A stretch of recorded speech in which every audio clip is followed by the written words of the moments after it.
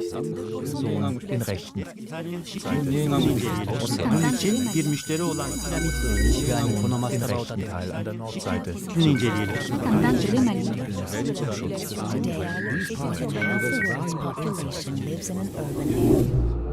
Moving forward. How do we transform systems of urban mobility to ecologically sustainable and socially equitable models? This is a key global challenge today, and with a massive process of urbanisation just beginning across large parts of Asia and Africa, the stakes are even higher. And while Chinese case includes important programmes of public transport, it is arguably in the decarbonisation of private transport through the electric vehicle, or EV, that China could be most important. The EV is treated in China as a singular opportunity to take global technological leadership in a key industry of the 21st century. Today I want to focus on another aspect that is often overlooked, namely the ways in which e-mobility may interact with changing forms of social stratification and inequalities. A key socio-economic issue for the electric vehicle so far has proven to be demand. Sales of EVs grew significantly in 2014 and seem to be up again in 2015, but they remain very small in comparison with sales of conventional internal combustion engine cars, let alone the total numbers of cars on China's roads. An important part of the problem concerns who is this demand.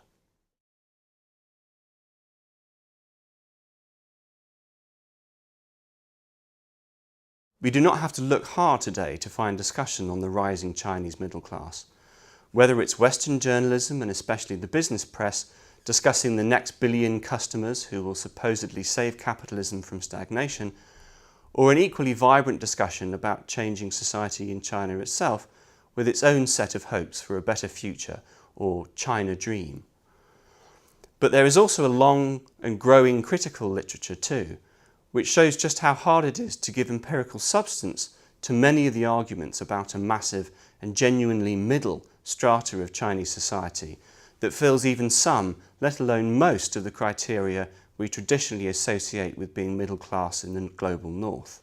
Against both of these positions, though, it is much more productive to think about the middle class as a term that is actually undergoing a major redefinition, so that we don't really know what it means yet. Rather, it is doing a lot of socio-political work, as it were, as a key term in the ongoing performance of a major process of socio-political change in contemporary China, with very probably global significance.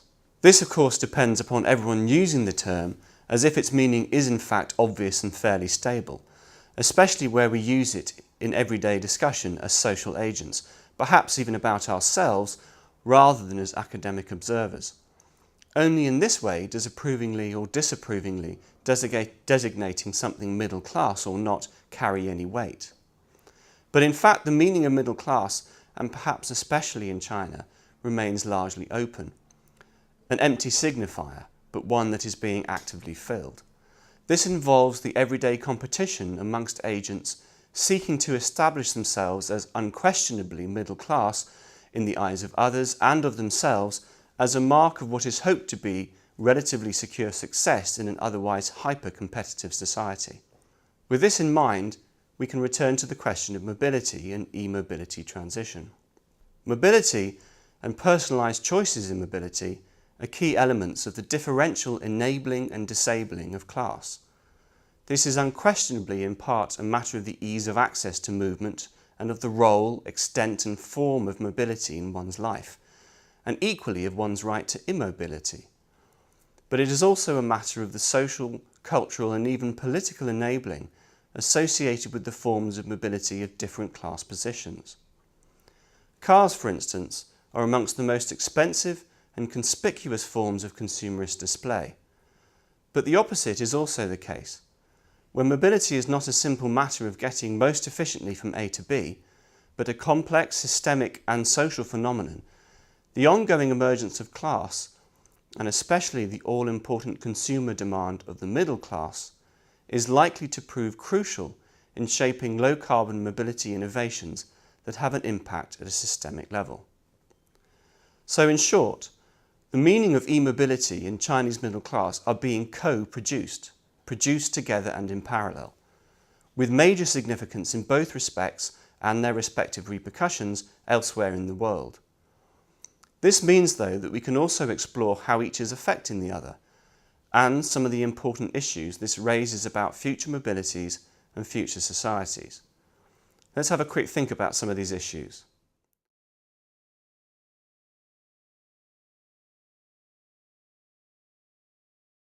First then, regarding how class is affecting attempts at e-mobility transition. As mentioned above, perhaps the biggest barrier to attempts to get mass adoption of the EV is the issue of lack of demand. This is clearly not just a matter of price, since significant subsidies and other major perks like privileged access to license plates have made no real dent on this problem. Nor is it just a matter of inadequate charging infrastructures, though of course these matter profoundly. In China, particularly, there is also the problem of most EV models being unexciting, in quotes, normal cars that come with no element of display of exceptional personal success, while still being relatively expensive. As the now famous catchphrase goes, uttered by a contestant on a dating game show, many Chinese would rather cry in the back of a BMW than laugh on the back of a bicycle. In the context of a society that is increasingly individualised and, as such, increasingly competitive in materialistic terms, mobility choices become a key issue of status display, including even in the all-important matter of attraction of a life partner. By contrast then, for all their sales success and perhaps even because of it, the proliferating E2Ws, the electric two-wheelers, are seen by many aspirational Chinese as irredeemably associated with low personal quality and social status. Yet this picture is not uncontested. While it is generally the case that to be seen in or on a green vehicle itself carries no clear mark of status, what my colleague Denis Zuev calls a digital class of young urban people and even self-styled entrepreneurs, perhaps with experience of living, work and or studying overseas, are increasingly willing to experiment with new forms of urban mobility that break away from the model of the big, foreign, luxury and privately owned gas guzzler. For instance, experiments with car sharing, perhaps using a fleet of smaller and or electric vehicles, are emerging in China's biggest cities with just such a clientele. This thus signals not just changing priorities vis-à-vis mobility, but also an opening up and destabilisation of the relevant dimensions and qualities of qualifying as middle class. So it is as marks of distinction and relatively exclusive belonging, in other words, as marks of class specifically, that Chinese urbanites are experimenting or refusing to experiment with e-mobility. And so this ongoing process of defining anew the substantive meanings and signs of being middle class is essentially contested. Hence, more accurately at present, a matter of multiple contending middle classes. This is perhaps especially clear about the E2W. For some, it's an unthinkable mobility choice, as irredeemably associated with low status or quality. But for others, maybe even successful urban professionals, they are efficient forms of mobility, perhaps alongside continued ownership of a car for other longer journeys or those involving the transport of bigger loads like the weekly shop. In one example encountered in our research, some higher-ranking officials in one major city now take their children to school by e-bike, as it saves an hour sat in traffic. But then they meet expectations by arriving at work in the big black car. So a relatively dynamic landscape of class is impacting on the emerging forms of e-mobility innovation in China. But the opposite also matters profoundly. How is e-mobility transition affecting class and associated forms of social stratification and systemic differential privilege in 21st century global capitalism?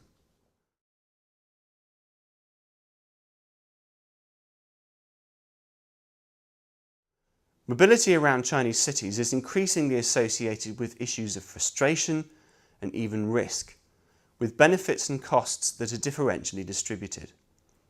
This includes not just important but seemingly abstract issues of urban transport systems and emissions, but also, and more importantly, in terms of their immediacy in conditioning individuals' mobility choices, issues of air pollution, gridlock congestion, road safety, commuting time, distances and conditions, and the flip side of issues of social isolation, health and well-being, and even parking.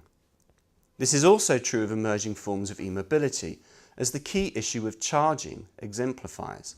Personal charging infrastructures at home are feasible for only a small elite with personal parking spaces or garages.